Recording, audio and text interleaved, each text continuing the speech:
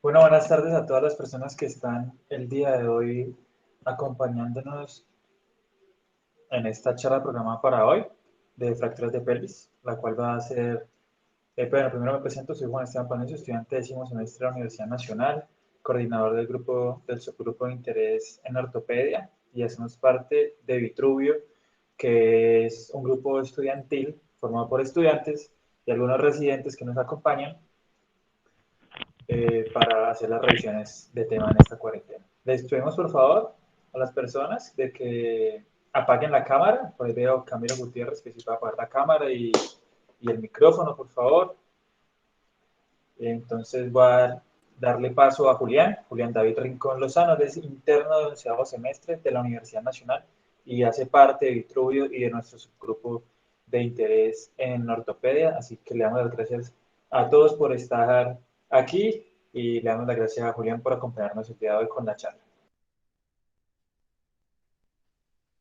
Listo, buenas tardes a todos. Como ya me presentó mi compañero, mi nombre es Julián de Rincón Lozano, soy interno de la Universidad Nacional de Colombia de 11 semestre. Y muchas gracias al grupo de Vitruvio y de Interés en Ortopedia por la invitación. Vamos entonces a tratar el tema de fracturas de pelvis. Vamos a hacer una revisión sobre el diagnóstico y el abordaje inicial. Bueno, entonces, Eh, esta va a ser como un poco la estructura de la charla. Vamos primero a ver algunos conceptos básicos de la anatomía de la pelvis, la parte de la función. Hablaremos un poco de epidemiología y la estructura de la charla la modifique un poco. Y vamos a empezar con cómo debería uno abordar el paciente cuando le llega a urgencias. Básicamente, esto es como un poco enfocado al manejo que vamos a hacer como médicos generales. Posteriormente ya vamos a entrar en forma con la parte del diagnóstico radiológico, las clasificaciones de los tipos de fractura, el tratamiento ortopédico inicial, las complicaciones que pueden haber y el tratamiento definitivo como tal. Entonces vamos a revisar un poco de la anatomía. Esta es la pelvis como tal, está conformada por dos huesos coxales y por el hueso sacro. Cada hueso coxal está conformado por el ilion, el pubis y el isquion. Y pues cada uno de estos huesos van a tener estructuras y accidentes óseos que van a ser importantes posteriormente para la inserción de los ligamentos que vamos a ver en lo que prosigue. Entonces, tenemos por este lado, tenemos el ilion, aquí vemos la cresta ilíaca, la espina ilíaca anterosuperior, anteroinferior. Aquí vemos el borde superior del acetábulo, aquí ya empezamos a ver el cuerpo del pubis como tal, vemos la sínfisis púbica, la rama superior e inferior del pubis, aquí podemos ver el isquion como tal, el cuerpo del isquion a este lado, que no se ve muy bien, y ahorita lo veremos en otro corte, y vemos como tal el anillo pélvico. Entonces, el anillo pélvico está conformado por la línea arqueada, la línea pectínea y la sínfisis del pubis hacia anterior. Y hacia posterior da contra el sacro. Entonces, podemos ver que es una estructura semicircular y pues varía según el sexo. El sacro, pues vemos aquí las estructuras, los accidentes óseos importantes, como lo es el promontorio sacro. Vemos aquí también los cuerpos vertebrales de tanto de S1, S2, S3, S4, S5 y el coxis como tal, cada uno con sus forámenes. Aquí vemos un poco las carillas articulares, las alas sacras y esta es la articulación sacroiliaca que va a ser muy importante a lo largo de la charla para ver los temas de los tipos de fractura y de estabilidad pélvica. Esta es una vista lateral del hueso coxal, entonces vemos algunos accidentes que ya nombramos, como la cresta ilíaca, vemos ya como tal el acetábulo formado y aquí vemos hacia abajo la parte de la tuberosidad isquiática. También va a ser un accidente óseo importante para la inserción de algunos de los ligamentos que van a la estabilidad pélvica. Aquí en la parte posterior encontramos la escotadura ciática mayor. Aquí no se ve muy bien en este coxal, pero aquí se insinúa la espina ciática y el foramen ciático inferior. ¿Listo? Y esto ya es una vista posterior en la que vamos a encontrar la tuberosidad ilíaca, vamos a encontrar las carillas articulares del sacro para la articulación con L5, vamos a encontrar las apófisis espinosas del sacro, también los forámenes posteriores del sacro, y vamos a ver aquí ya las espinas ciáticas, y básicamente esas son como las estructuras óseas que van a conformar la pelvis.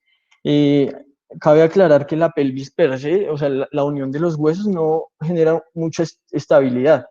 La estabilidad, como vamos a ver a posteriori, está es por el tejido conectivo que circunda la pelvis como tal. Entonces, esta es una imagen en la que podemos ver la división de la pelvis. Entonces, tenemos que la pelvis puede ser una pelvis mayor o falsa, una pelvis menor o verdadera. La división de estas dos pelvis va a estar dada por el diámetro anatómico conjugado, que es el que vemos a veces en ginecobstetricia, que va del borde superior de la sínfisis púbica hasta el promontorio sacro. Y hacia inferior vamos a ver que el piso de la pelvis real va a ser una línea trazada entre el coxis y el borde inferior de la sínfisis púbica. Hacia anterior entonces va a ser la pared, va a estar dada por la sínfisis púbica, y hacia posterior va a estar dada por el sacro. Esto es un corte anteroposterior en el que vemos otra vez los límites de la pelvis. Esto ya es como tal una representación de del tejido conectivo que hace parte de la pelvis, que básicamente eso es como lo más importante respecto a la estabilidad. Entonces todos los complejos ligamentarios que tiene la pelvis son los que le van a dar la estabilidad a la misma. Entonces, de anterior hacia posterior, tenemos aquí la sínfisis púbica. La sínfisis púbica, pues como su nombre lo dice, es la unión entre los dos huesos púbicos bilateralmente, normalmente mide más o menos 5 milímetros de espesor. Y es la que va a dar la estabilidad, principalmente la que va a dar la estabilidad anterior de la pelvis. Hacia posterior ya encontramos unos ligamentos como de mayor tamaño, entre los que podemos pues, nombrar, por ejemplo, el ligamento anterior longitudinal, que viene por toda la cara anterior de las vértebras y baja hasta el sacro. Tenemos también el ligamento iliolumbar, que va a conectar las apófisis transversas de L5 con la cresta ilíaca, y vamos a tener el complejo anterior de la articulación sacroiliaca. Entonces, es este ligamento que vemos aquí grande.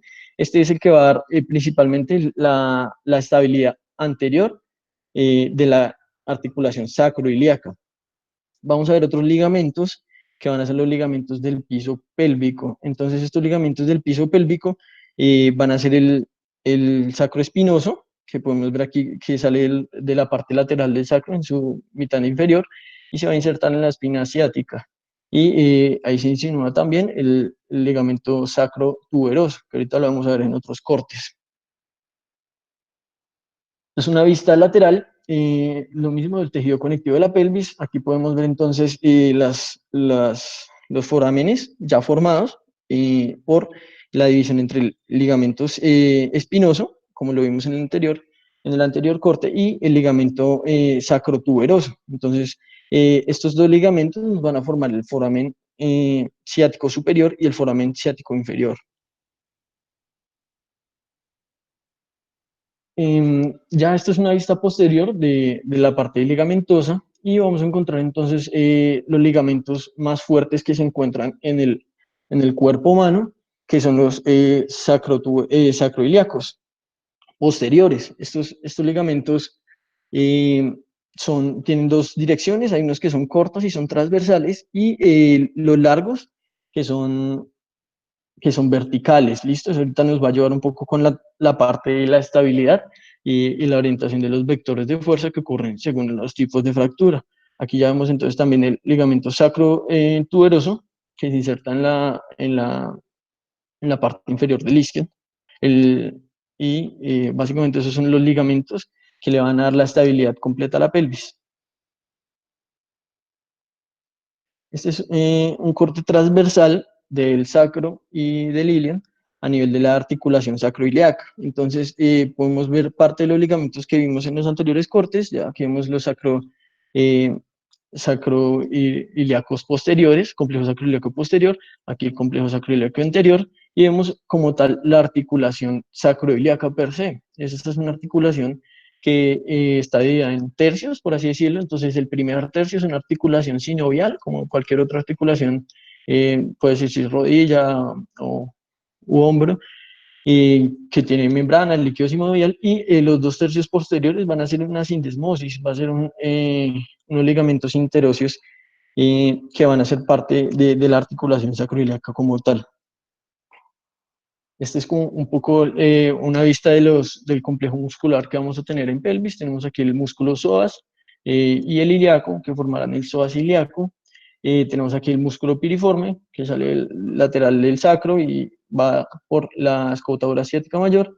Vamos a encontrar aquí el músculo, eh, los músculos del piso pélvico, esto que va a ser un factor importante eh, como tal en la clínica de las lesiones y las complicaciones que vamos a evaluar. Ya hacia posterior encontramos otro complejo muscular, este es el glúteo mayor, el glúteo medio, el glúteo menor. Encontramos aquí los géminos y aquí encontramos el obturador y el obturador cuadrado. Y esta es como una revisión breve de la vascularización y de la inervación de la pelvis, ya que es un poco compleja. Sin embargo, como parte de unos conceptos básicos importantes para las lesiones que vamos a ver posteriormente. Entonces, vemos que viene un tronco lumbar, principalmente el E4, L5, y va a dar una rama para el plexo sacro respecto a la inervación, y el nervio femoral. El plexo sacro pues tiene sus ramas anteriores y posteriores de los forámenes sacros cada uno. Y pues si vemos la relación anatómica, estas estructuras están muy adyacentes al sacro y a la articulación sacroiliaca. Entonces vamos a ver después que hay algunos tipos de fracturas que pueden predisponer a que se lesionen más. Y bueno, vamos entonces a la parte de la irrigación. Entonces tenemos que está la aorta, si bien en las ilíacas bilaterales, y vamos a tener entonces aquí una división casi al nivel de la sacroiliaca de la arteria ilíaca externa y la interna. Entonces la externa pues va a transcurrir hacia el miembro inferior para formar un complejo femoral, y la interna pues va a tener varias divisiones a nivel pélvico. No vamos a nombrar todas porque son bastantes, pero sin embargo vamos a nombrar las más importantes. Esta, por ejemplo, es la umbilical, pero tiene un complejo que es posterior y uno anterior, la arteria ilíaca interna. Entonces, del posterior, la principal rama que va a salir es la arteria glútea superior, que va a pasar por la escutadura, el foramen ciático, por encima del músculo piriforme, y va a ir acompañado de un nervio. Y en la división anterior de la arteria ilíaca interna vamos a encontrar entonces el nervio obturador, que va a transcurrir por la parte interna de la pelvis y va a atravesar el agujero obturador y va a inervar, eh, pues va a irrigar e inervar, porque viene nervio y arteria, estructuras externas a la pelvis. Esta es la famosa corona mortis. Esa es una variante anatómica que está descrita más o menos en 28% de las personas, y básicamente es una anastomosis entre la arteria ilíaca externa y la arteria obturatriz. Entonces, es de relevancia clínica importante porque las fracturas del cotilo o de las ramas del cuerpo del pubis pueden llegar a comprometer este complejo. Entonces el complejo suele ser arterial, pero también puede ser venoso e incluso puede tener algunas ramas nerviosas. Entonces continuamos aquí con la arteria ilíaca interna, pues que va a dar el pudendo, que va a ir a irrigar la parte del perineo e inervarlo también, y la genitalia interna. Listo. Esto es una figura en la que esquematizamos un poco la gran vascularización y plexos venosos que hay a nivel pélvico. Entonces, hay varios plexos que pues, nos van a dar, en el dado caso algún tipo de fractura, nos puede comprometer un plexo de estos y puede hacer que se perpetúe el sangrado si no hacemos un manejo más intensivo de estas lesiones. Entonces, Por ejemplo, aquí tenemos el plejo prostático en el hombre, también está el plejo uterino y vaginal en las mujeres. Tenemos el plexo vesical, tenemos un plejo hemorroidal y tenemos las arterias sacrales, las venas sacrales, que también van a estar muy adyacentes al sacro. Entonces, vemos globalmente que hay como bastante vascularización en nivel de vasos venosos que pues pueden resultar lesionados en algún traumatismo. Y estos son como las estructuras nobles que podemos encontrar a nivel de la pelvis que se pueden ver comprometidas en algún tipo de fractura. No vamos a entrar en detalles anatómicos. Básicamente tenemos entonces aquí el recto y parte del sigmoides que puede resultar lesionado por lo adyacente que está a la parte del sacro. También tenemos la parte de la vejiga, que puede lesionarse, bien sea por una lesión anterior o por algún tipo de lesión lateral. Y pues ya entramos un poco como a las diferencias anatómicas según los sexos. Entonces, para el hombre podemos encontrar que tenemos una uretra más larga que la mujer y como vamos a ver más adelante, esto va a predisponer a que hayan lesiones uretrales que requieren un manejo diferente. También tenemos la próstata que puede resultar lesionada. Y en la mujer, pues tenemos todo el aparato geniturinario y reproductivo de la mujer. Entonces pueden resultar lesionados tanto el útero como la vagina. ¿Listo? Entonces, como esas son las diferencias, las principales diferencias de los órganos que encontramos a nivel pélvico. ¿Qué funciones encontramos que realiza la pelvis? Entonces, la pelvis realiza un soporte mecánico para todo el tronco superior. Entonces, todo el peso que viene del tronco superior va a estar soportado primero por la columna, la columna sobre todo en las vértebras lumbares, y estas van a transmitir el vector de fuerza hacia la pelvis y la pelvis lo va a distribuir. También nos sirve para la protección de órganos pélvicos, los acabamos de ver. Y también es la articulación entre el esqueleto axial y el apendicular. Entonces es el punto en donde empiezan los miembros inferiores y termina el esqueleto axial. ¿Listo? La comunicación entre, como lo hemos dicho, entre la columna y los miembros inferiores. Esto ha permitido pues la biodinámica de la bipedestación, dado pues las características propias que tiene la pelvis humana respecto a la pelvis de otros animales que son cuadrúpedos. Y pues también es importante en la parte de obstetricia porque es el canal del parto. Vamos a ver que la articulación, pues la pelvis per se es una articulación y va a tener algunos movimientos, no son unos movimientos muy sinuosos, no tienen muchos ángulos, rangos de movilidad, pero pues están presentes y hay que tenerlos en cuenta porque si bien hay movimientos de la pelvis que son funcionales, hay movimientos de la pelvis que van a ser patológicos y van a ser eh, pues como vamos a ver más adelante, van a generar ciertos tipos de fracturas. Entonces tenemos la nutación y la contranutación, que básicamente es como un balanceo del sacro. El sacro en la nutación va a ir hacia el promontorio sacro, va a ir hacia antero inferior y el coxis va a ir hacia postero superior. Eh, y en la contranutación vemos que es el movimiento contrario. Esto, sobre todo, es un movimiento muy, muy sutil, sin embargo, pues puede llegar a verse aumentado en condiciones fisiológicas como es el trabajo de parto. Luego también tenemos el movimiento de la articulación en anteversión y retroversión, que es un movimiento ayudado con algunos músculos de miembros inferiores y que repercute a nivel de la columna lumbar. Entonces aquí vemos una persona en posición neutral que realiza una anteversión. Entonces vemos que la parte superior del coxal va hacia anterior y la parte inferior va hacia posterior en la anteversión. En la retroversión el movimiento es diferente. Entonces eso va a ser como los movimientos que va a tener la pelvis y más adelante vamos a ver los movimientos o las rotaciones que van a ser patológicas. Hablando respecto a la epidemiología, este es un estudio en el que es un metaanálisis en el que se tomaron varios estudios durante un buen tiempo y se evaluaron algunas características epidemiológicas y características de todas las fracturas y los desenlaces que tuvieron estas.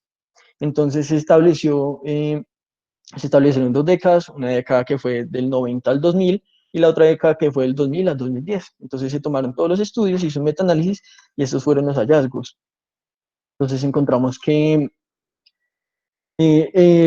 pues los hombres, básicamente, por un margen muy pequeño, van a ser los que van a estar más altamente afectados. ¿Sí? Vemos que durante los 20 años de seguimiento se mantuvo más o menos la misma proporción y vamos a ver que la incidencia de este tipo de lesiones va a ser dado por una etiología y un mecanismo de un accidente de tráfico, ¿listo? Entonces vemos que casi el 70% y el 62% en las diferentes décadas eh, se establecieron como el mecanismo. Estos son los tipos de fractura que vamos a verlos más adelante y esto es importante, está la mortalidad que vemos en los pacientes con estas lesiones. Entonces vemos que es también muy estable la mortalidad, se ha incidido un poco, pero realmente sigue siendo lo mismo. Entonces tenemos que la mortalidad para todos los tipos de fracturas de pelvis va a ser de 15%.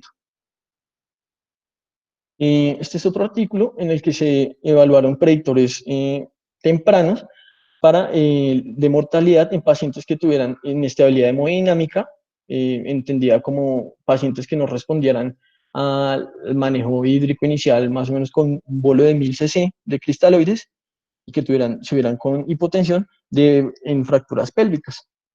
Entonces, aquí también nos hablan un poco inicialmente de la población que ellos tenían, tomaron 187 pacientes y miraron pues el mecanismo de la lesión. Entonces vemos que cómo está repartido más o menos la población en estos porcentajes. Vemos que el porcentaje mayor, casi el 50%, está dado por un accidente de tránsito en calidad de pasajero o conductor de un automóvil en una colisión. Vemos que de segundo en la lista vendría entonces un accidente, una persona que sufre un accidente de tránsito, pero en calidad de peatón. ¿Listo? Entonces un peatón que lo estrellan en la calle básicamente. Y pues ya con unas prevalencias, unas incidencias más bajas encontramos la colisión en moto, encontramos las caídas de altura o caídas desde su propia altura, el aplastamiento y pues otros mecanismos. Eh, bueno, estos ya son más específicos, unos factores predictores que se han establecido ya en la literatura y en el estudio quisieron como ver qué significancia estadística tenían en su población. Y aquí no dio significancia estadística en la edad, sin embargo se conoce que pacientes con mayores de 60 años van a tener desenlaces más ominosos a nivel de la sobrevivencia.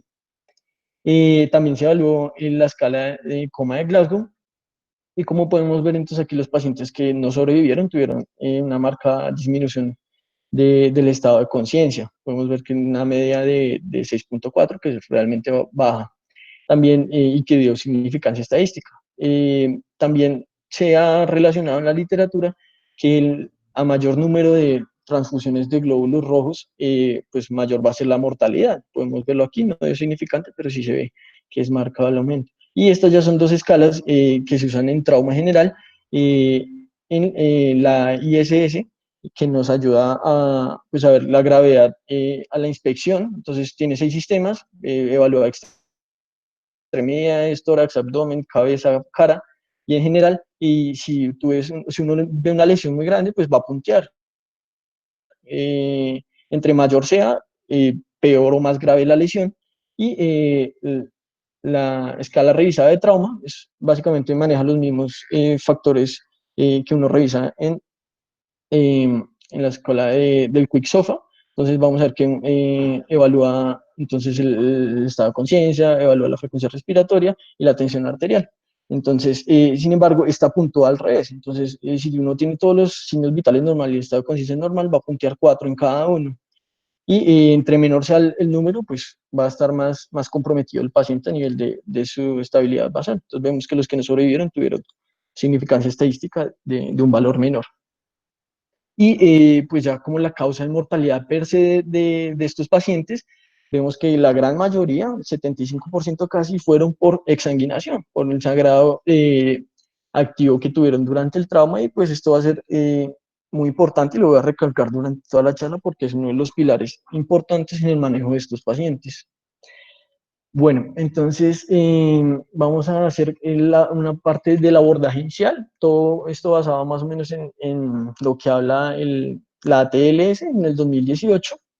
Y entonces vamos a empezar con pues, la fase prehospitalaria. Estos pacientes van a provenir seguro de accidentes de tránsito, la gran mayoría. Y entonces, pues tenemos que hacer un triage en el momento en donde llegamos a atenderla. Bueno, la persona que vaya a atender la emergencia tiene que llegar a hacer un triage del paciente y ver qué tan urgente es la valoración que necesitan.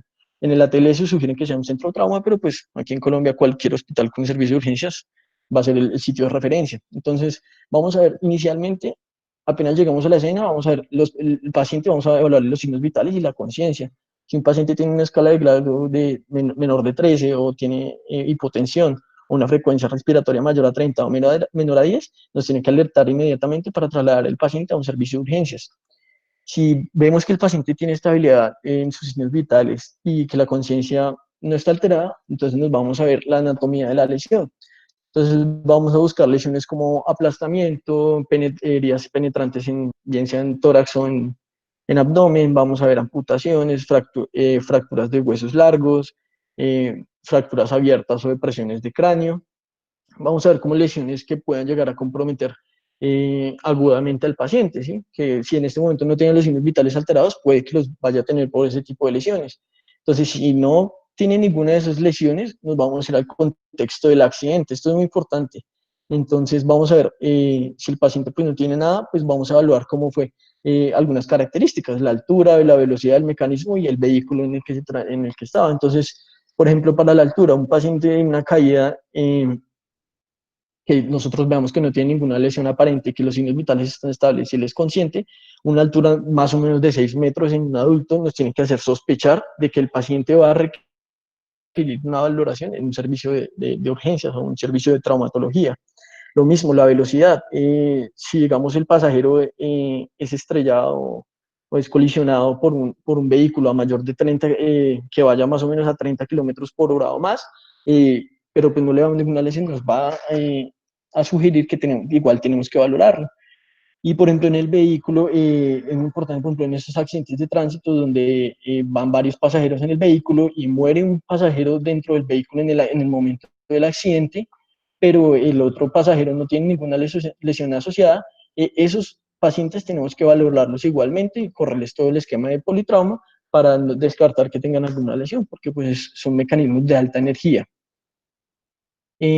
Vamos entonces a evaluar en el momento agudo, vamos a ver la vía aérea, vamos a inmovilizar tanto cervical como una tabla rígida para toda la parte de la columna vertebral y vamos a hacer un control agudo de la hemorragia. Este se puede hacer con compresas o con cualquier eh, objeto que podamos hacer presión sobre la hemorragia activa si es visible.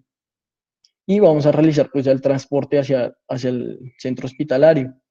Ya cuando nos llega al hospital el paciente, pues vamos a hacer lo que ya hemos escuchado varias veces de la TLS. Entonces vamos a ver la vía aérea, vamos a permeabilizar, vamos a asegurar que le llegue aporte de oxígeno al paciente. Entonces, si tiene cuerpos extraños los vamos a retirar, si tiene fracturas faciales o si tiene secreciones o sangre a nivel de la vía aérea, tenemos que aspirarlas. Ya respecto a la ventilación, entonces tenemos que revisar cosas que estén afectando la parte ventilatoria del paciente, que no permitan que los pulmones expandan normalmente, como puede ser un neumotórax espontáneo, un neumotórax de tensión, un neumotórax abierto o un neumotórax masivo. Básicamente son como las patologías que vamos a mirar en este momento. No vamos a profundizar en eso, pero sí en la parte de circulación, que como vimos anteriormente, pues tenemos que centrarnos bastante en eso porque es lo que va a llevar a la muerte del paciente. Entonces, el Colegio Americano de Cirujanos propone una clasificación para choque hemorrágico. Me imagino que ya la habrán visto en algunos otros tipos de patologías porque aplica para, para todo básicamente. y pues establecen 4 grupos del choque. Entonces, grupo 1, grupo 2 y grupo 4. En el grupo 1, entonces vamos a ver globalmente que va a haber una pérdida más o menos del 15% de la volemia del paciente, y vemos que las constantes vitales, los signos vitales, y van a estar conservados, van a estar dentro de límites de normalidad. Entonces es importante que nosotros, cuando vayamos a valorar un paciente con una sospecha o con una fractura de pelvis, eh, sospechemos que el paciente puede estar en un choque hemorrágico grado 1, ¿sí? Porque no van a darnos ningún signo clínico, probablemente paraclínico tampoco. Entonces, estos pacientes tienen que igual ser tratados precozmente, no podemos esperar a que evolucione a un shock un grado 2 para empezar el manejo, ¿listo? Porque ya habríamos perdido tiempo. Entonces, para el grado 2 tenemos que el 15 al 30%, y vemos que ya pueden haber algunas constantes que pueden variar. Entonces, la primera variable de las primeras variables que vamos a ver van a ser los cambios cutáneos. Entonces podemos ver al paciente más pálido, más frío, eh, hasta podemos llegar a ver una prueba de llenado capilar prolongada. Pero pues ya han hecho grado 3, que tenemos del 30 al 40% de la volemia. Entonces, pues vamos a tener ya que va a haber alteraciones de las constantes hemodinámicas del paciente. Va a haber taquicardia, va a haber hipotensión, va a haber taquipnea, ya vamos a tener claros signos de hipoperfusión de órganos blancos. Podemos ver que el estado de conciencia se va deteriorando a medida que aumentan los grados del choque hemorrágico. Pues ya el grado 4, que es más del 40% de la volemia, el paciente pues va a estar muy inestable y va a tender mucho a la hipotensión y a la taquicardia. Eh, bueno, todo esto del choque hemorrágico nos permite enfocar, y pues fue creado inicialmente para ser un predictor de la terapia volumétrica y de cristaloides y hemoderivados que vamos a aplicar en el paciente. Entonces, un paciente, como vemos aquí abajo, un choque hemorrágico grado 1, pues es un paciente que podemos tratarlo con cristaloides sin ningún problema. Eh, Entonces, más adelante vamos a ver un poco cómo es. Vemos aquí en el grado 2, que es un paciente que también podemos tratar con cristaloides, pero hay probabilidad que requiera transfusión de hemoderivados. En el grado 3 ya vemos que es obligatorio tratar al paciente con cristaloide y con hemoderivados, de glóbulos rojos. Y en el 4, pues ya es un paciente que puede entrar hasta en un protocolo de transfusión masiva. ¿Listo? Esto pues puede ser como un poco engorroso aprenderse toda esta tabla. Entonces pues han desarrollado desde hace mucho tiempo algunas herramientas eh, para actuar de manera ágil en el servicio de urgencias, como lo es el índice de choque. ¿Listo? El índice de choque pues básicamente es una relación entre la frecuencia cardíaca y la tensión arterial sistólica, y pues nos va a hablar de lo mismo que nos habló esta tabla. Sin embargo, pues más fácil de calcular, ¿listo? Entonces, si vemos un paciente que tiene la frecuencia cardíaca mayor que la arterial sistólica, a 2 o 3, ¿listo? Entonces ya eso nos tiene que alertar que tenemos que ser más agresivos con el manejo de estos pacientes. Finalmente, pues vamos a ver la parte de la alteración neurológica que tenga el paciente, pues volver a establecer el estado de conciencia, ver cómo está, si tiene alguna focalización, y ya más adelante vamos a ver las complicaciones neurológicas de estos pacientes, y la parte de la exposición. Eh, entonces, la exposición, pues hay que desvestir al paciente básicamente para posteriormente hacerle una valoración de si puede llegar a tener algunas otras lesiones, y el manejo ambiental, que lo vamos a hacer con cristaloides o los líquidos que vayamos a infundir a temperatura de 37 grados centígrados, y pues tapando al paciente con alguna cobija, alguna manta cuando terminemos la valoración. Entonces, esa fue la valoración primaria. La valoración secundaria, que más o menos son como los signos clínicos que vamos a encontrar en estos pacientes.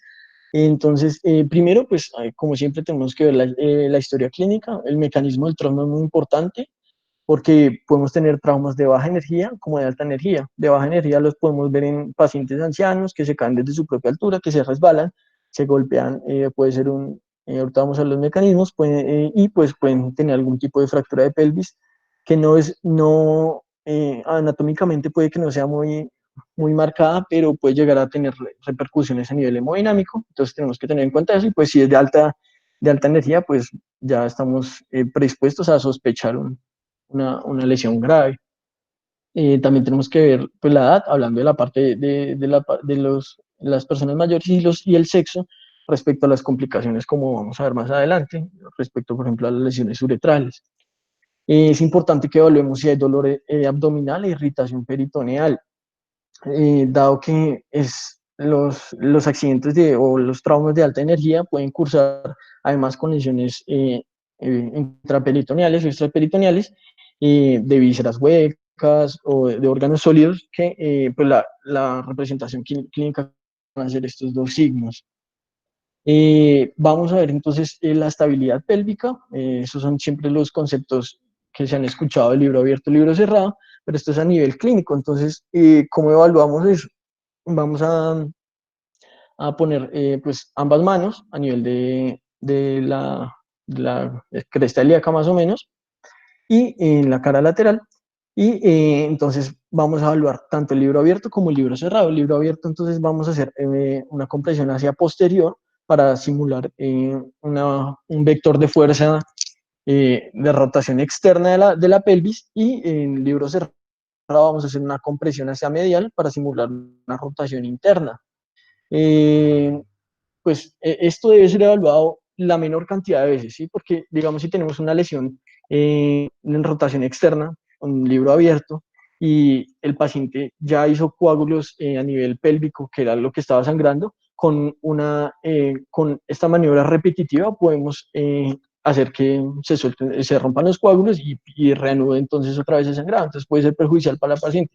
Solo se debe hacer una vez para evaluar si hay inestabilidad eh, marcada de la pelvis. Entonces va a ser positivo si genera dolor al hacer los movimientos o pues si hay evidencia de que realmente hay un movimiento muy marcado de ambos coxales.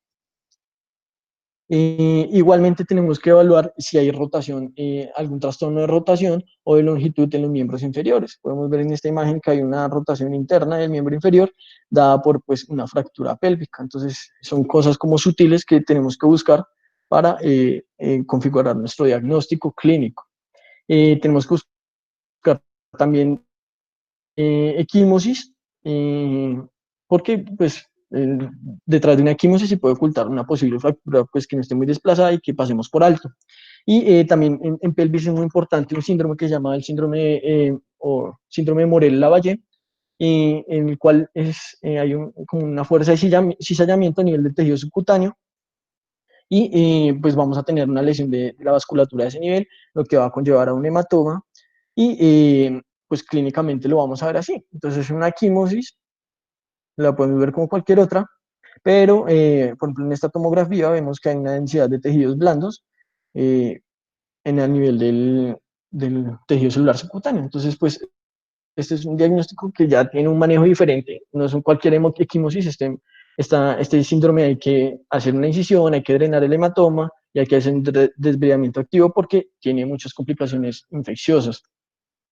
Otra que es importante es que tenemos que valorar la presencia de hematoma genital o herida en la región perineal.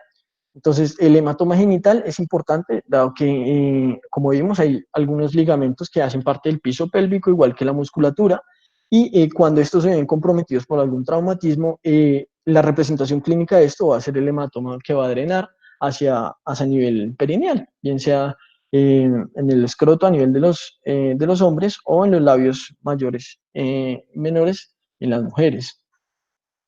También tenemos algo importante es que tenemos que valorar la parte uretral, vaginal y rectal. Entonces, por ejemplo, en esta imagen vemos que hay una hemorragia, hay un sangrado uretral, lo cual nos debe hacer sospechar con alta certeza de que hay una lesión uretral, lo que nos debe contraindicar el paso de una sonda vesical, que pues es importante para el manejo de un paciente que vamos a reanimar, pero que en estos pacientes debe ser diferido, ¿sí? Entonces ya vamos a ver más adelante la complicación con el trauma uretral. Ya respecto a la parte vaginal, pues todas las pacientes que estén, en las que tengamos alguna sospecha de una fractura de pelvis, tienen que, se les debe realizar un tacto vaginal para evaluar pues, la estructura de las paredes vaginales y que no haya presencia de alguna hemorragia o alguna disrupción de estas.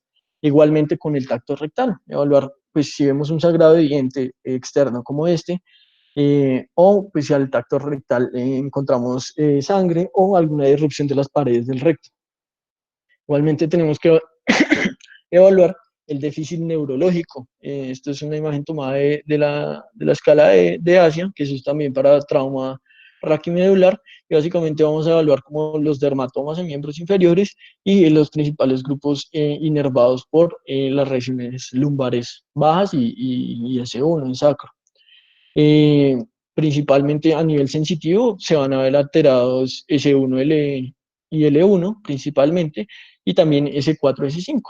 Van a ser como las principales manifestaciones clínicas. Entonces vamos a tener como un poco de hipostesias a nivel rectal, y también vamos a tener de hipostesias a nivel anterior.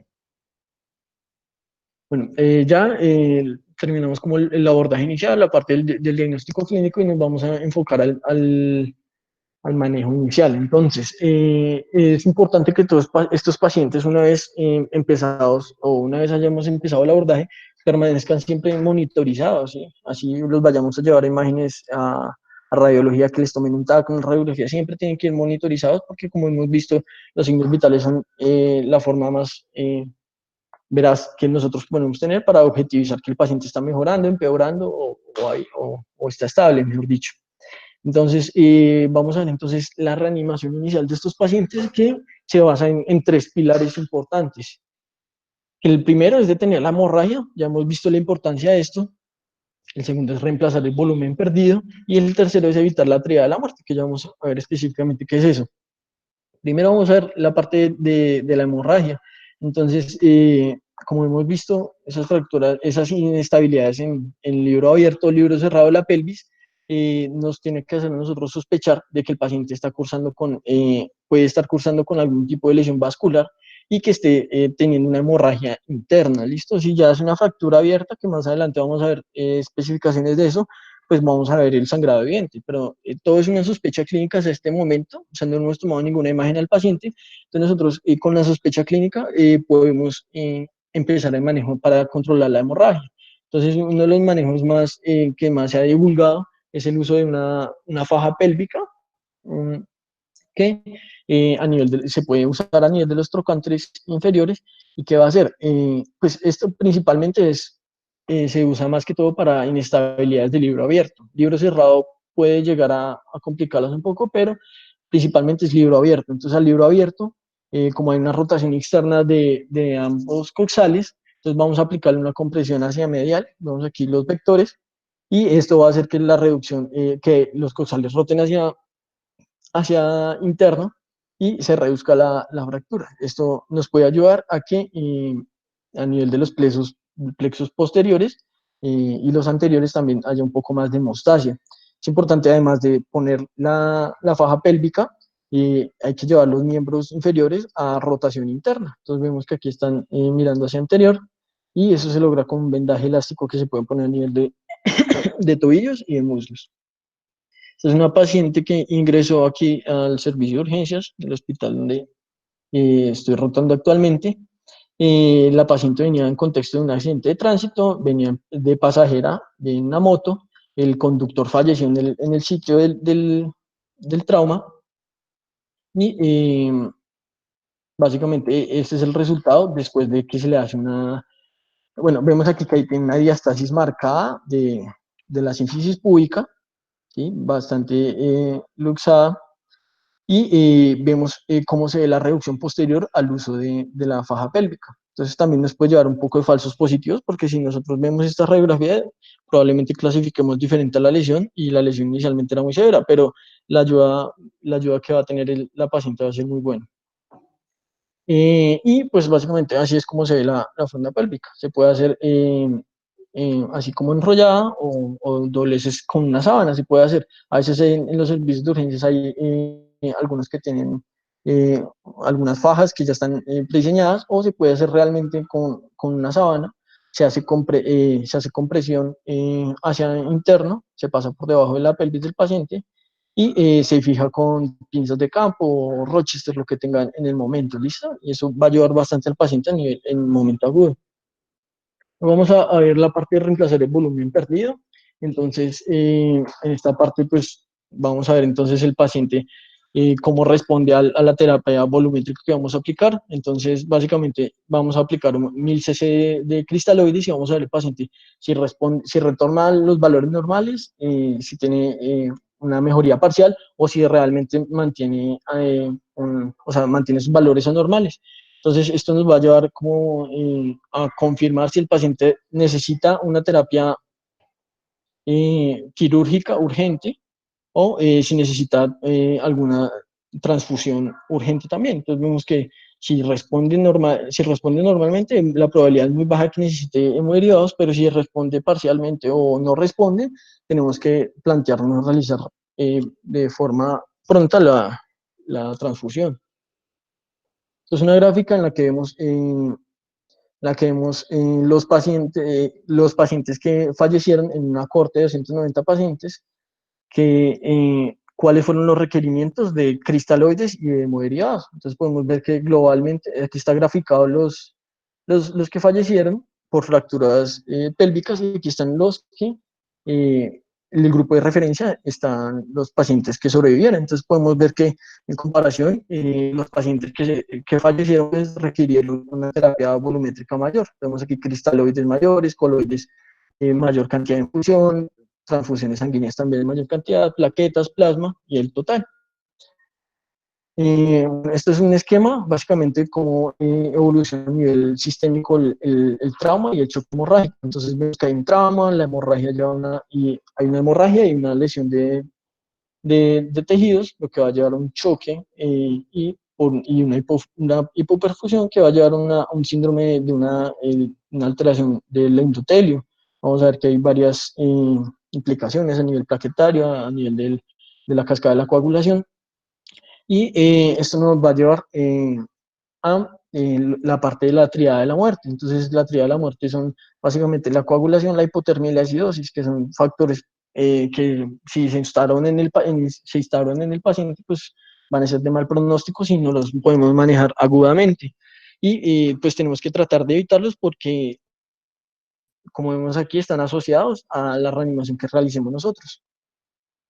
Ya hablando un poco como de la farmacología, entonces hay varios estudios que han mostrado que el ácido tranexámico se debe aplicar de forma aguda en estos pacientes. Hay incluso estudios en los que demuestran que se podría aplicar a nivel de la fase prehospitalaria y va a tener pues una reducción marcada en la mortalidad, pero sí va a tener algo de reducción y pues la dosis que vamos a aplicarle a nuestros pacientes va a ser de 1 gramo, la dosis de carga, una infusión de 10 minutos y la vamos a continuar 1 gramo cada 8 horas. Básicamente eso es como el esquema de ácido tranexámico.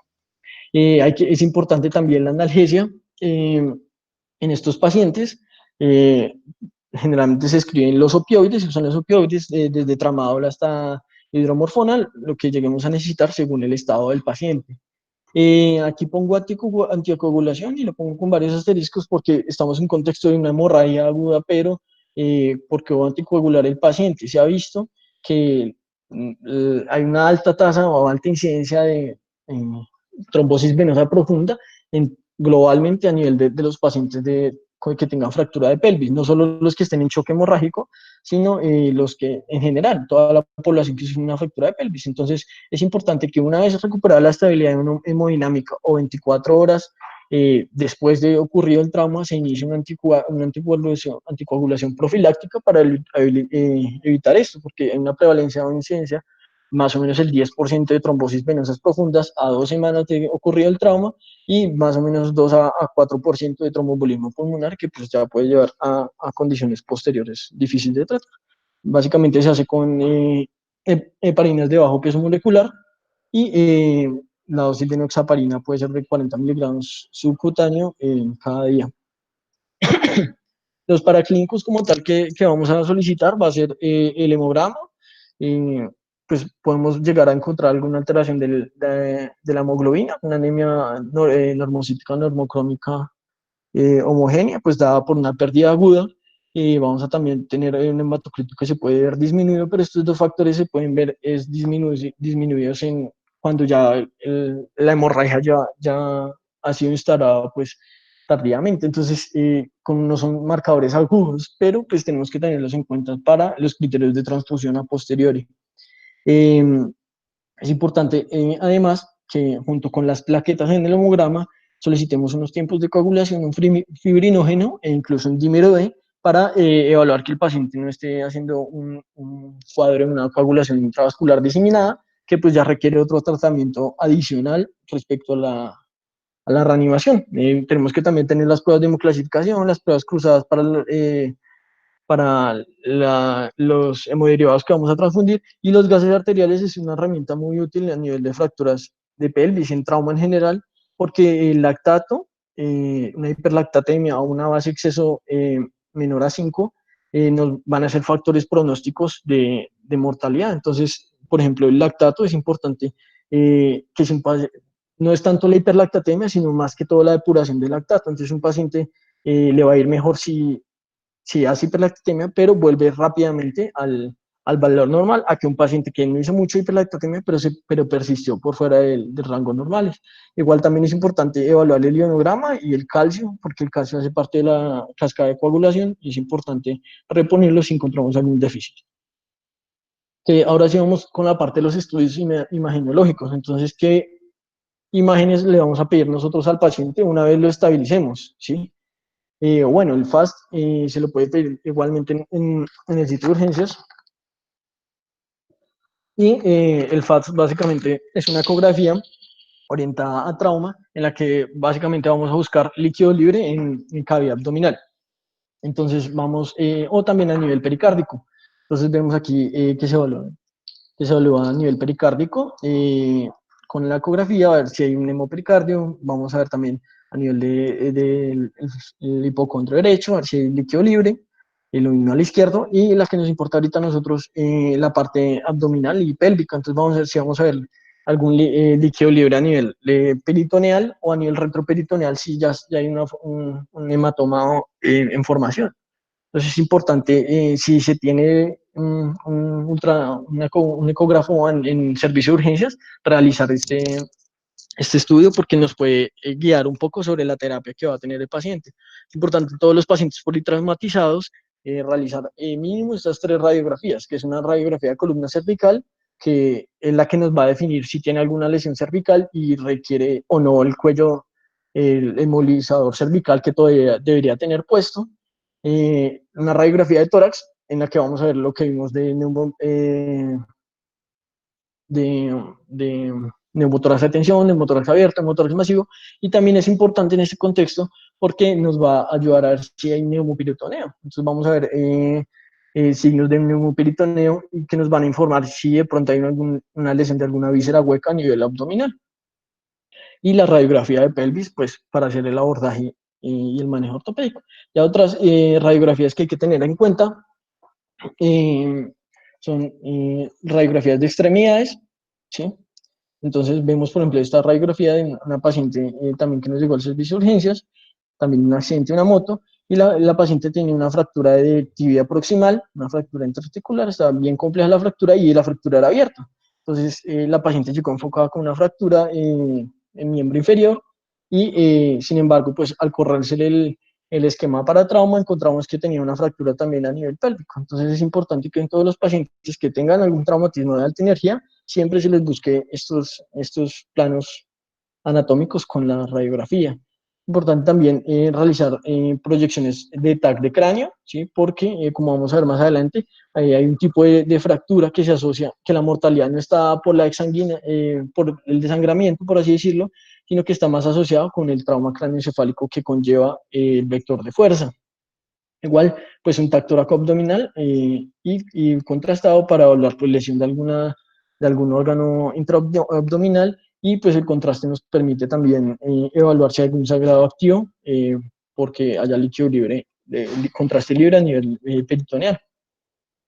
Ya vamos aquí en la parte del diagnóstico radiológico, ya vamos a entrar en forma en este tema, y básicamente esta es una radiografía de una pelvis normal, esta es una proyección anterior-posterior, y pues aquí vamos a evaluar las estructuras óseas que vimos al principio. Vamos a evaluar el ilíaco, el pubis, el isquion y el sacro, y vamos a evaluar los sitios los que mayor se encuentran, en los que mayor vamos a encontrar fracturas. Entonces, nos interesa saber cómo están las apófisis transversas de L5, que son estas de aquí arriba. Nos interesa saber cómo está el sacro en toda su estructura. Entonces, vamos a ver los forámenes, ¿sí? Están bien aquí delimitados, y las alas sacras, básicamente, esos son los sitios que tenemos que revisar. Tenemos que revisar per se la articulación sacroiliaca. Vemos que aquí está bien reducida, y vamos a evaluar el ilíaco como tal. Vamos a revisar la parte del cotilo. No estoy tratando un poco de las fracturas acetabulares de cadera, porque es un tema extenso, pero también tenemos que valorarlas en la valoración radiológica. Tenemos que valorar las ramas púbicas y las isquiáticas, y la sínfisis púbica, la diastasis. eh, te- eh, También es evidente a nivel radiológico. Aquí vemos entonces la sínfisis púbica, que tiene una reducción adecuada y de más o menos 5 milímetros, como vimos anteriormente. Y también tenemos que ver la integridad del anillo. Vemos que los bordes del anillo, del anillo pélvico son pues realmente circunferenciales y no tienen ninguna alteración. Esta ya es una radiografía patológica. Entonces, en esta radiografía que vemos una elevación hacia superior, hacia cefálico del coxal derecho. Vemos también, no se alcanza a ver mucho aquí en esta imagen, pero también hay una fractura de la apófisis transversal del E5. Vamos a ver una diastasis de la articulación sacroiliaca. Aquí, esto debería ir aquí junto a esto. Esa sería una reducción adecuada, pero aquí tenemos una diastasis mayor y bastante marcada de la sacroiliaca. Vamos a tener entonces, aquí podemos ver una fractura lineal a nivel del foramen sacro de S2, y podemos ver también aquí una diastasis a nivel de la sínfisis púbica. Básicamente son hallazgos que podemos encontrar a nivel radiológico. Hay varias proyecciones para evaluar pelvis y cadera. Sin embargo, nos vamos a centrar en la anterior posterior y en estos dos que les traigo aquí. Entonces, tenemos una proyección que es de entrada o inlet, y una proyección outlet de salida. Entonces, la inlet, el rayo va a incidir de cefalocaudal a 40 grados más o menos, y esto es lo que vamos a ver. Entonces vamos a ver el anillo, la integridad completa del anillo pélvico, y la idea es que una buena inlet sea tomada en el que el promontorio del sacro y S1 y S2 queden sobrepuestos. Entonces vamos a ver básicamente el anillo pélvico como un círculo. ¿Listo? Entonces esto nos va a permitir evaluar rotaciones internas, externas, o inestabilidad vertical, inestabilidad horizontal, básicamente. Esta es una radiografía de inlet de una pelvis normal. Entonces, como vemos, entonces está el anillo íntegro, no se ve ninguna irrupción a nivel del anillo. Entonces, esta vista nos permite evaluar muy bien la integridad del anillo. Luego tenemos la vista en outlet, que va a incidir de cefalocaudal a una angulación de 40 grados, y lo ideal es que la sínfisis púbica quede sobre el nivel de los agujeros de S2. ¿Listo? Esto nos permite que podamos valorar mejor las ramas isquiopúbicas, y podemos valorar la inestabilidad vertical dada por la ascensión de hueso coxal.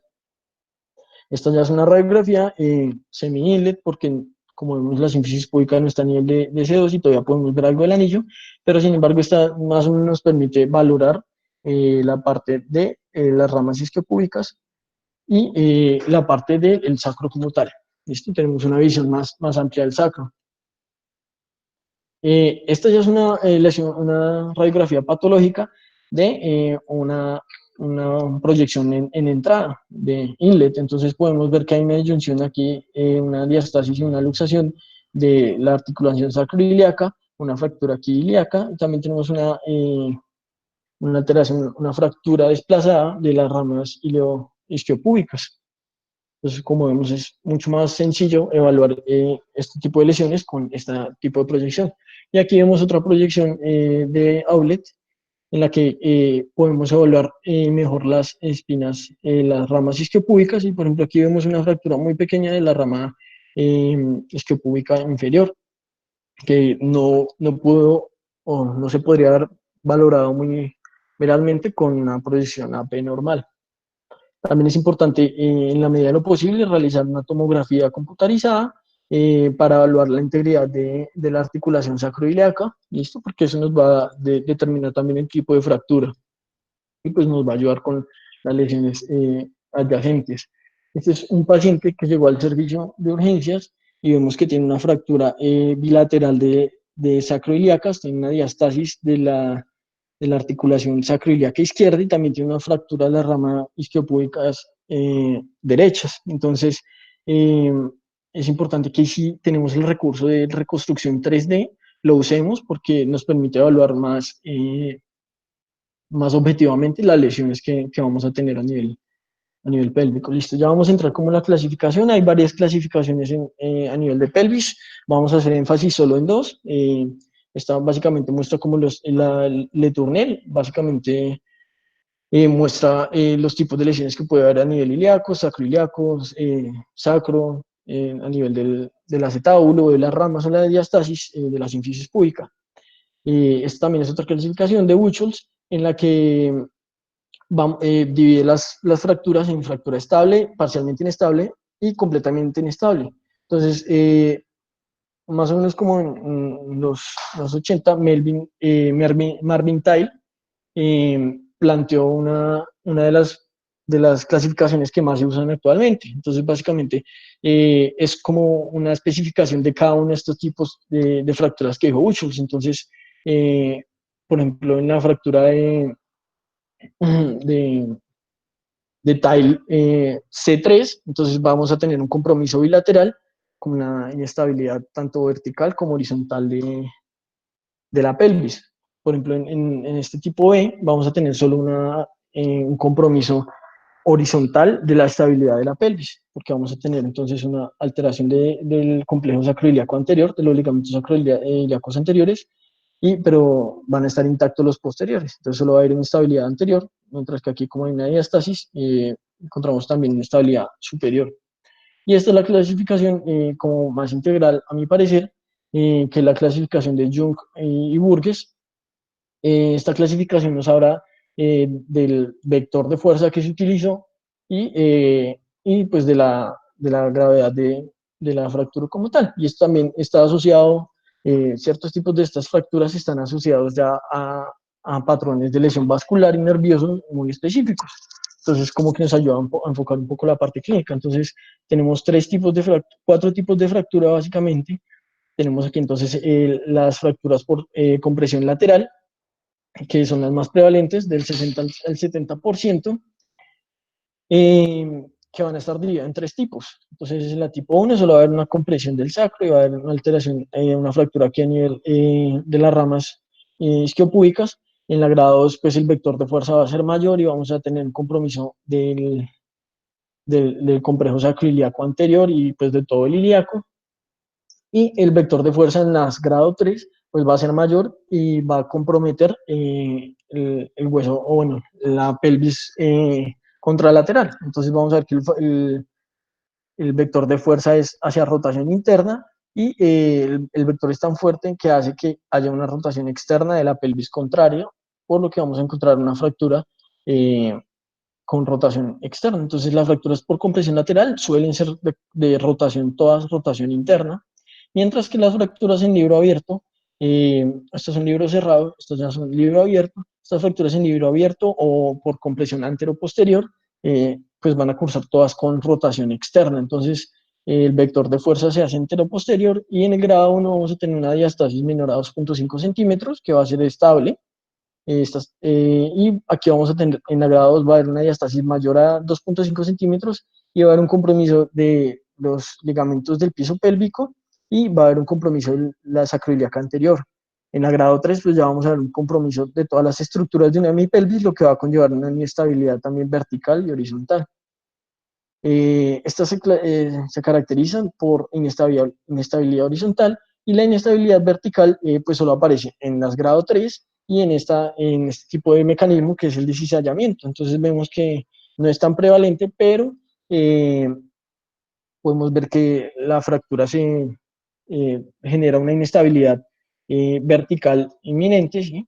Y básicamente, entonces, estos tipos de fracturas, por ejemplo, este lo podemos ver cuando hay un accidente de tránsito, una persona es colisionada por un vehículo de manera lateral o en alguna caída podemos encontrar estas lesiones. Estas podemos encontrarlas también a nivel de caídas o en accidentes en los que persona es ocupante de un vehículo. Y estos son accidentes que se ven más o menos, lesiones que se ven en accidentes de moto principalmente, que hay un mecanismo de cizallamiento cuando hay desaceleración de la fuerza. Entonces, este es un artículo hecho por John Q. Burgess en el 89, unos años después de plantear la clasificación, y nos dicen, pues aquí estas primeras gráficas nos muestran cómo, qué tipo de fracturas se asocian a qué tipo de mecanismo. Entonces, por ejemplo, ver que por el aplastamiento podemos ver que las fracturas van a ser más anteroposteriores y que si es por un accidente automovilístico, van a ser más por compresión lateral.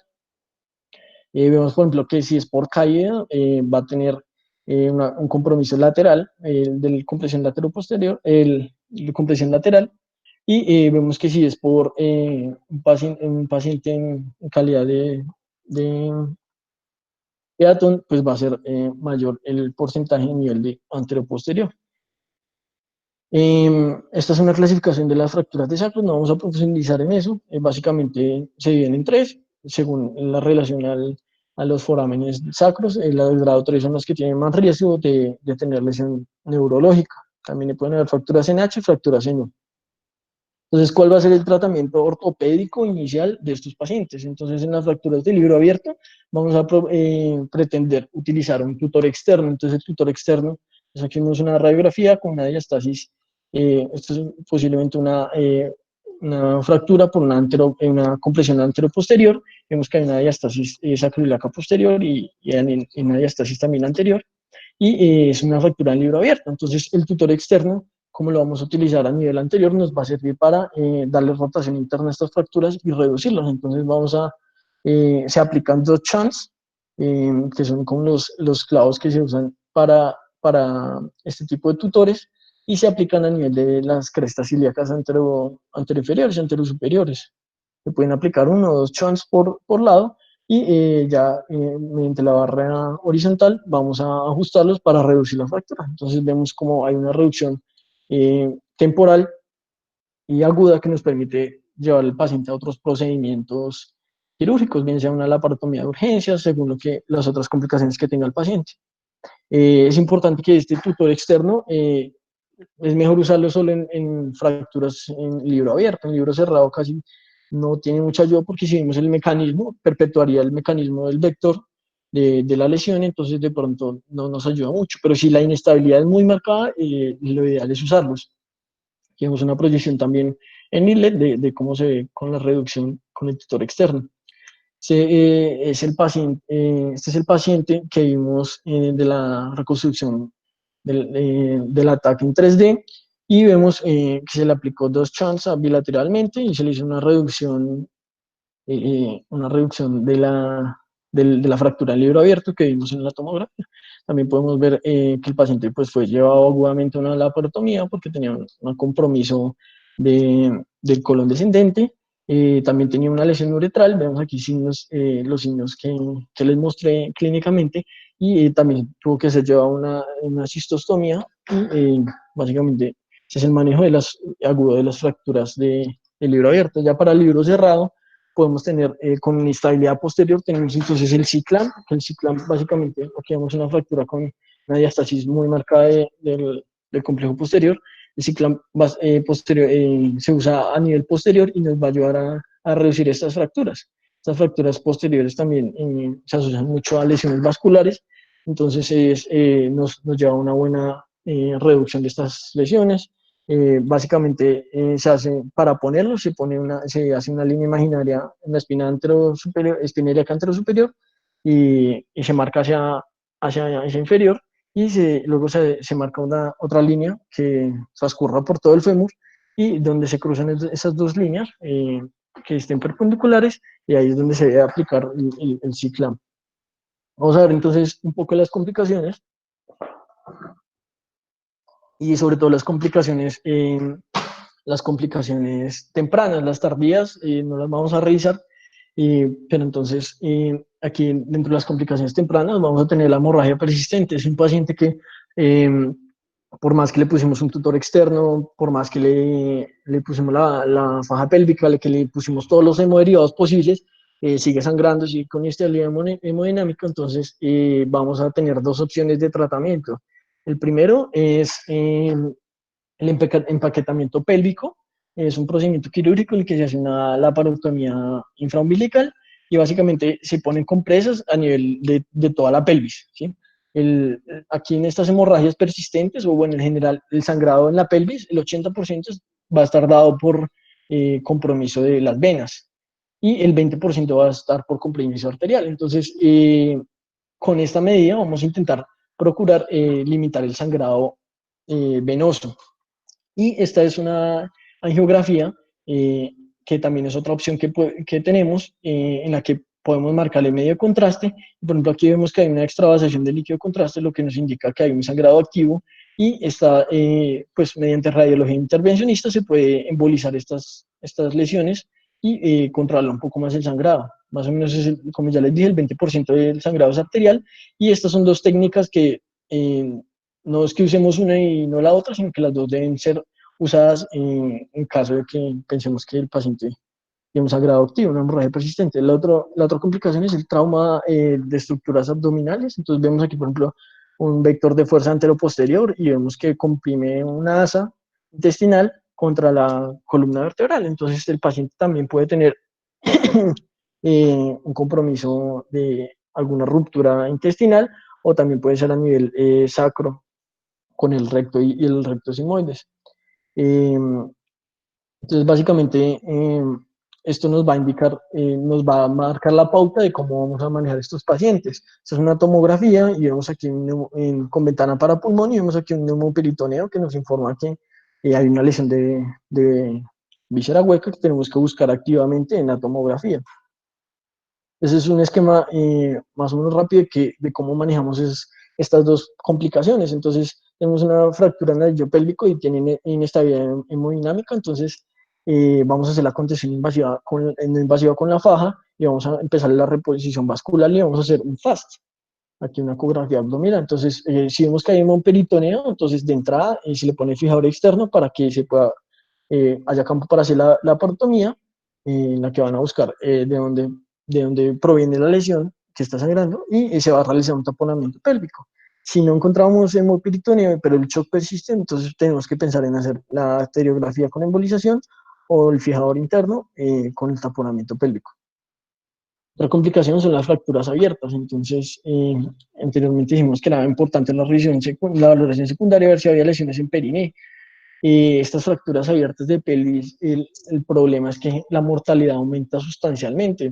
Ya habíamos visto que la mortalidad en general era del 15%, una fractura abierta de pelvis maneja mortalidades del 50%. Entonces es muy importante hacer un manejo agresivo de estos pacientes cuando los diagnostiquemos.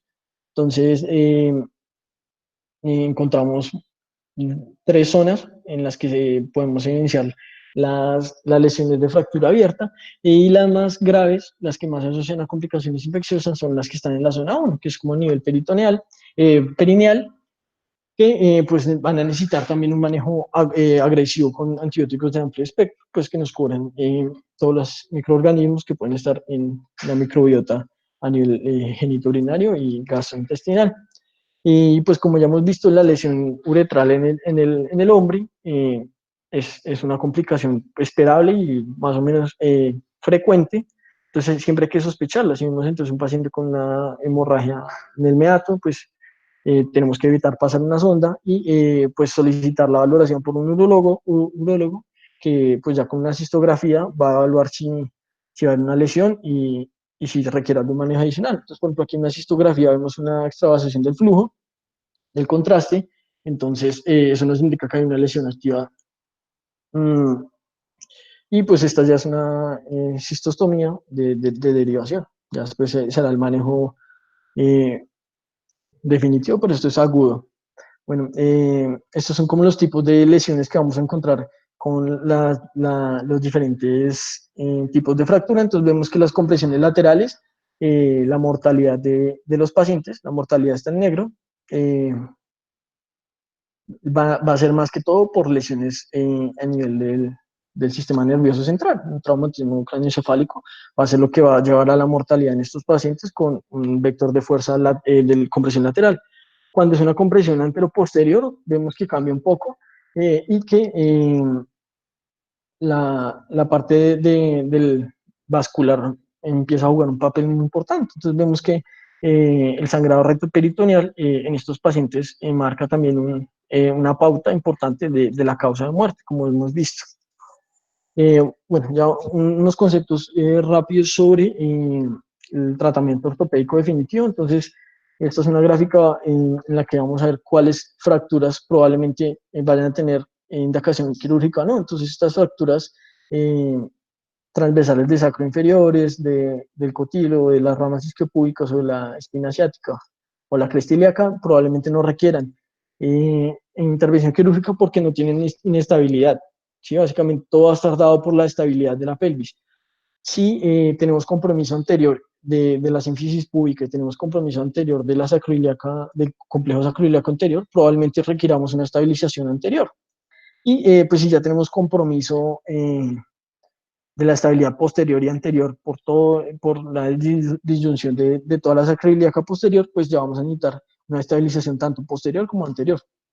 Entonces, estos son fracturas de compresión anteroposterior. Vemos que es una rotación externa y una diastasis de la sínfisis púbica. Esta es una APC grado 1, menor de 2.5 centímetros de diastasis. Entonces, realmente estas fracturas no necesitarían reducción o una reducción abierta, una fijación con osteosíntesis, porque son muy estables. Esta ya es una APC grado 2, en la que vemos que ya hay una disyunción de la sacroiliaca anterior y pues la diastasis mayor a 2.5 centímetros. Entonces, básicamente, eh, estas lesiones las vamos a tratar con placas de compresión dinámica o las podemos tratar también con clavos posteriores si lo requiere. Pero entonces, inicialmente vamos a aplicar la placa anterior, eso se hace como una incisión de fan steel y vamos a hacer la reducción y vamos a ver si reduce hacia posterior, pues no hay que poner, pero no hay que poner osteosíntesis posterior. Pero si vemos que todavía hay diástasis a este nivel, pues se tiene que aplicar también. Esto es una PC grado 3 que tiene una diástasis severa de la síntesis pública, al igual que la sacroiliaca, que tenemos la tomografía de contacto entre las articulaciones, entonces una luxación completa. Y estas también se tratan con estabilización anterior, a veces posterior del, del anillo pélvico. Entonces vemos aquí una inlet y ya vamos entonces con las compresiones laterales. Entonces, esto es una LC grado 1 y vemos que en las LC hay fracturas muy pequeñas del sacro o fracturas de la sínfisis púbica, de las ramas isquiopúbicas, que estas fracturas pues van a ser estables y no requerirían un manejo de osteosíntesis definitivo.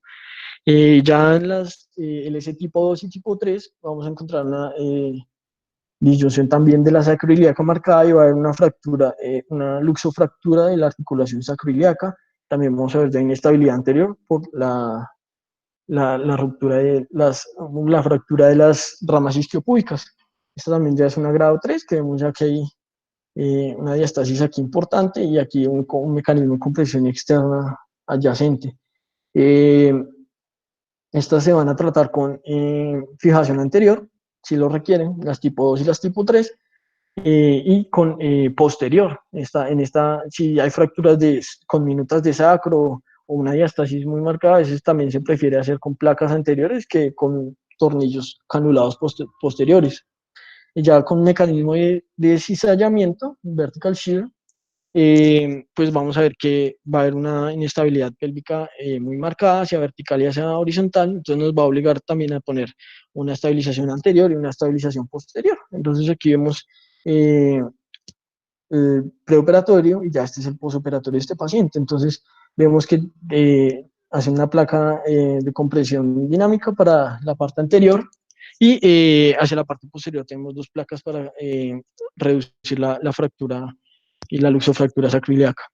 Bueno, ya terminando la charla, no, nunca me ha gustado el concepto para llevar a la casa, porque realmente todo lo que aprendemos en la academia y todo eso tenemos que llevarlo a la práctica. Entonces va a ser una sección de para llevar al hospital, para que lo apliquemos con nuestros pacientes, que realmente es donde tenemos que aplicar todo el conocimiento. Entonces, importante que les quede de todo esto que hablamos, porque hablamos un largo de cosas, que estas fracturas de pelvis, cuando son de alta energía, tiene una gran bimortalidad. Ya hemos visto todas las lesiones que pueden estar asociadas y que la mortalidad puede ser muy alta si no le damos un tratamiento adecuado, independientemente de todo.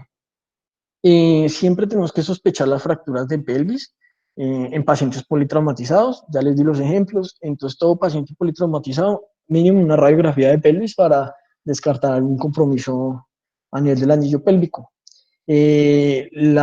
Los pilares del tratamiento, como les dije, tenemos que buscar la estabilización hemodinámica del paciente y controlar el sangrado. Eso es como lo principal que tenemos que buscar.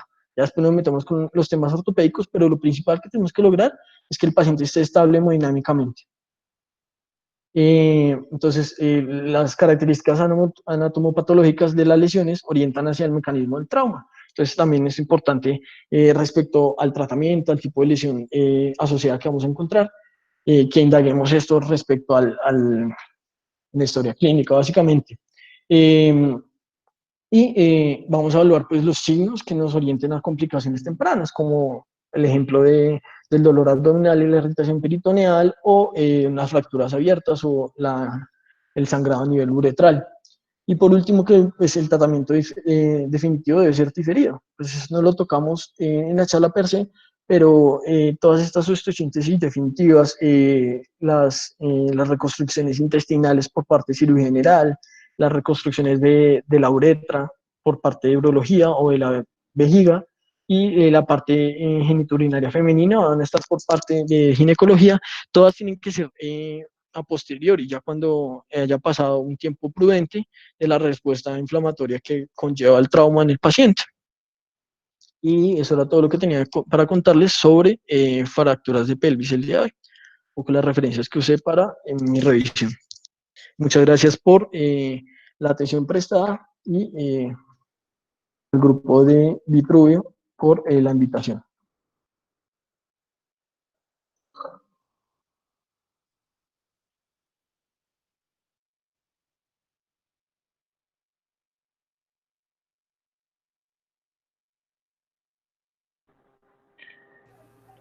Buenas noches, ¿cómo están? Quisiera hacer unos aportes, no sé si hay alguien que tenga alguna duda.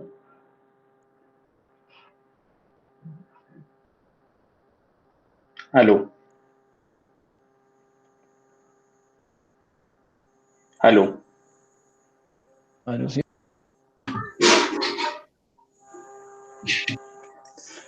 Sí, bueno, pues para los que no me conocen, mi nombre es Camilo Ramírez, yo soy residente de tercer año de ortopedia. No sé si hay alguien más que esté de ortopedia o de alguna especialidad relacionada acá, algún residente.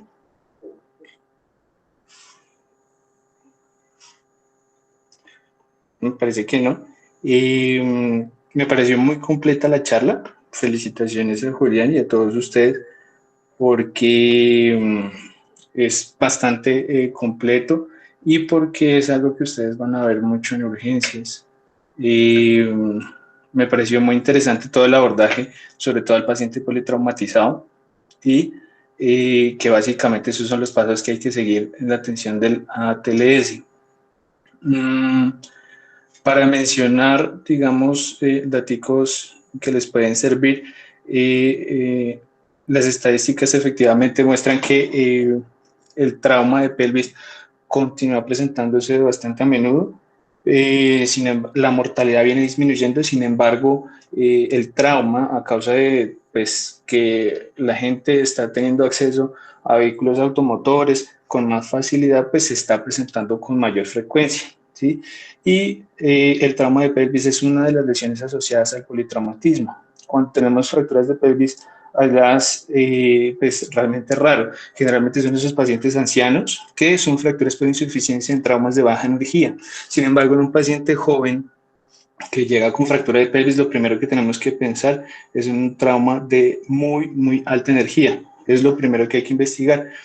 Y me pareció muy completo el abordaje que mencionaste sobre la inspección al examen físico, sobre mirar todas las equimosis posibles.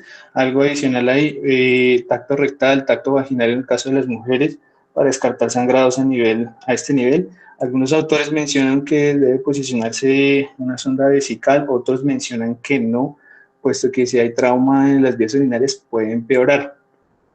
Y el examen de la estabilidad de la pelvis, pues está entredicho. Hay autores que dicen que no debe realizarse, otros dicen que debe realizarse, otros dicen que pues con la deformidad evidente es suficiente para hacer la sospecha diagnóstica y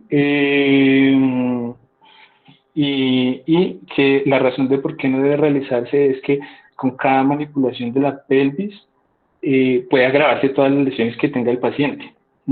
Entonces, se recomienda en la mayoría de los textos que se debe realizar una sola vez en la atención prehospitalaria, ¿sí? Cuando hablamos de la atención hospitalaria, hablo yo de un servicio que puede ser de primer o segundo nivel, mejor dicho, cualquier servicio que disponga radiología, pues lo primero que debe hacerse es una radiografía y un ecofast. Entonces, con eso sacamos o descartamos lo más grave que pueda tener el paciente. Y pues, como tú lo mencionaste, en la radiografía lo que nos interesa a nosotros ver es no solo las fracturas, sino describir si es una pelvis mecánicamente inestable o es una pelvis mecánicamente estable. En ese sentido, nosotros podemos clasificar el paciente siguiendo un algoritmo muy fácil, y es, tengo un paciente A, estable hemodinámicamente, B, inestable hemodinámicamente. Y cualquiera de los dos escenarios pueden tener una pelvis biomecánicamente estable o una pelvis biomecánicamente inestable. En ese sentido, me sirve a mí, o por lo menos, ya si nos centramos en la parte del médico general, lo que más me interesa resolver es la parte hemodinámica, como bien lo dijiste, que es como lo que más me interesa a mí en ese paciente. Y ya cuando hacemos un manejo un poquito más avanzado, hablamos ya del ortopedista, del cirujano general o el cirujano de trauma, establecer qué va a hacer primero, ¿sí? Entonces, generalmente esos pacientes con inestabilidad hemodinámica y que se asocian a una pelvis estable, probablemente lo que requieran es una laparotomía y realizar manejo por cirugía general, urología, mirar pues, los órganos peritoneales. Pacientes que estén biomecánicamente estables, pero inestables hemodinámicamente. Y los pacientes que estén inestables hemodinámicamente, pero además biomecánicamente inestables, paciente que debe realizarse pues, la transfusión, o sea, todo lo de evitar el triángulo de la muerte, ¿sí? Pero además llevarse de inmediato a salas de cirugía. Entonces, ahí lo que primero debe hacerse es como tratar de parar el sangrado, que como tú bien lo dijiste, es la principal causa de muerte. Y entonces ahí es cuando viene el cirujano general, hace el empaquetamiento, el cirujano ortopédico pone el tutor en C, el clamp en C. Realmente yo no lo he visto en ningún servicio aplicado. Dice que CPC dice que es algo primero que debe tener una mucha curva para ponerlo, es decir, una experticia, y segundo que es muy costoso. Entonces pues realmente eso no es algo muy usado, es más usado el fijador externo. Y lo otro que quería mencionarte es las fracturas abiertas, que pues, si bien es la exposición del hueso a la piel, también lo constituye, no sé si lo mencionaste, pero también si el hueso perfora una víscera hueca, se considera una fractura abierta. Por lo tanto, pues además de establecerse las medidas de reanimación, toda la cosa, inotrópicos, también debes cubrir con antibióticos de este tipo de pacientes. Sería como el peor escenario las fracturas de pelvis abiertas, inestables tanto biomecánicamente como hemodinámicamente. Y Y definitivamente la fijación definitiva pues la dejamos ya para un último plano en el cual el paciente pues se ha diferido incluso. Estos pacientes ancianos con fracturas de pelvis que les comentaba inicialmente tienen fracturas por insuficiencia ósea de baja energía, por lo general no requieren fijación ni con fijador externo ni fijación definitiva. Probablemente solo requieran reposo unas 3 semanas, eh, algunos otros autores dicen de 3 a 6 semanas, y iniciar descarga de peso y los pacientes van muy bien, sin ningún tipo de secuela. Mientras que los pacientes que requieren fijación, pues depende del tipo y el tamaño del trauma y de las condiciones asociadas, pues van a requerir diferentes cosas como colestomías derivativas. Los tutores pueden mantenerse hasta incluso 2 semanas, lo cual se recomienda operar de forma definitiva dentro de los primeros 7 días. Y, pues eso básicamente tenía como para complementar. Pero sí me pareció una revisión muy completa, trae casi que de todo y los felicito mucho. Doctor, buenas noches, Camilo, qué pena. Es que hay una pregunta en el chat, no sé si para Julián o para Camilo.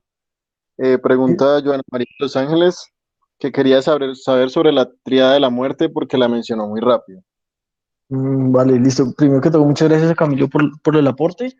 Y respecto a la triada de la muerte, pues va a ser como una complicación que vamos a ver nosotros secundaria a la reanimación que vayamos a tener y al mecanismo del trauma per se. Entonces vamos a tener los tres factores que va a ser la acidosis, la hipotermia y la coagulopatía. Entonces, la acidosis va a estar determinada principalmente por la hipoperfusión tisular, va a aumentar el lactato y va a ser expensas de una acidosis hiperlactatémica, por eso vamos a encontrar la base de exceso muy baja, ¿listo? Menor más o menos a 5.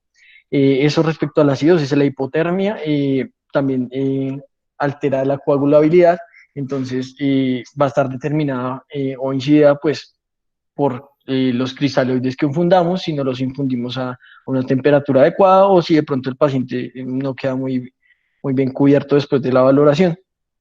Y la dilución de los factores de coagulación, que es como el tercer factor importante, ya está mediado por la infusión de cristaloides pues no la no reposición de hemoderivados al paciente, lo que nos puede llevar también a trastornos de la coagulación y alterarnos la cascada como tal. Entonces, ¿cómo podemos incidir sobre esto? Por ejemplo, la acidosis no es pues pensaría uno como en ponerle el bicarbonato al paciente, pero pues lo que encontré en las revisiones es que no es muy recomendable corregir la acidosis de esta manera. Entonces, como que no hay una medida directa que podamos usar sobre la acidosis. Sobre la hipotermia, lo que ya hablamos, calentar pues los cristaloides o que vayamos a utilizar y cubrir al paciente con una manta térmica si es posible, sino pues con una cobija lo que tengamos y procurar un ambiente que tenga una temperatura más acorde al paciente. Y pues el trastorno de coagulabilidad, pues ya lo vamos a manejar dependiendo de cómo se presente. Entonces puede requerir algún manejo, transfusión de plaquetas, de plasma fresco o de crioprecipitados, pues ya a medida que se vaya transcurriendo la alteración de la coagulopatía, pues vamos a darle un manejo eh, a esta parte de la triada. Y básicamente eso es como globalmente de lo que se trata la triada de la muerte, y eso se aplica pues para todos los pacientes en trauma, sobre todo los que tienen choque hemorrágico.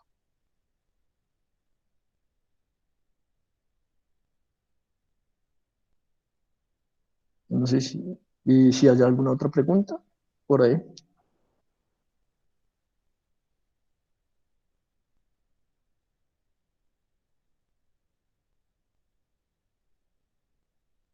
Y bueno, si no hay ninguna otra pregunta, de nuevo, muchas gracias por la atención brindada pues los esperamos en las próximas charlas del grupo de Vitruvio, de ACV hemorrágico, del grupo de Neurovitruvio y el taller de imágenes diagnósticas en UCI, que va a ser la otra semana. Muchas gracias a todos y hasta luego.